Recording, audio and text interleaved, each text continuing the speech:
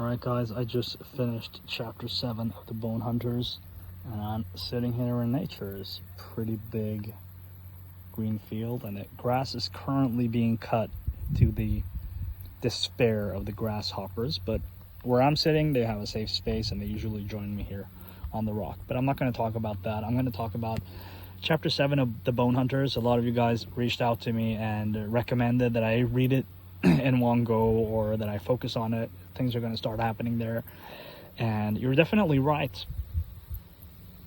But I do want to report back that this is a great example of what I love about Malzahn. One thing that I love about Malzahn, and that's that you never know what's coming at you.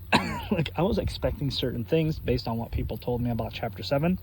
Then when I got to chapter 7, started reading it, I'm like, yeah, this is what it's going to be all about, right? Mind you, this is spoilers. It's going to be about the siege of Iratan. Okay, it's going to be about the siege. And what it actually was is, like, you know, those of you who have read it, otherwise you shouldn't listen to this. Yeah, that's a part of it, but that's like very little. And then it's basically a claustrophobic crawl through an underground hell, and I just didn't see that coming.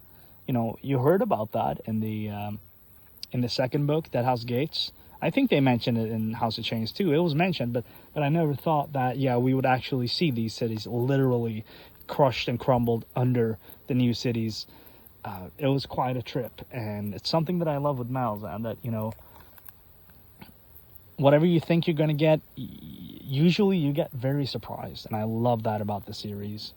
And the way it was written, and the way, you know, I was like, okay, we're going to get through this, and now it kind of feels like these characters are more important to me than I thought they would be, and then that they ever, you know, they weren't important to me before this. I kind of knew them a little bit, but this changed things, and I thought different things would happen, but they didn't happen the way I thought they would happen.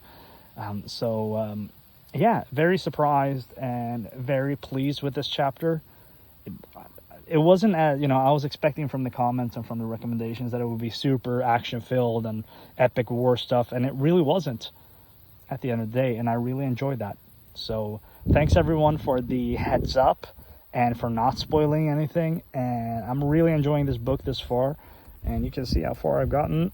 So we still have a long ways to go. It'll probably take me a couple of weeks to be done with this one, but I am just enjoying it and taking my time. So if you enjoyed this update, guys, give me a like, give me a subscribe, give me a thumbs up, and let me know what you think. Take care, guys.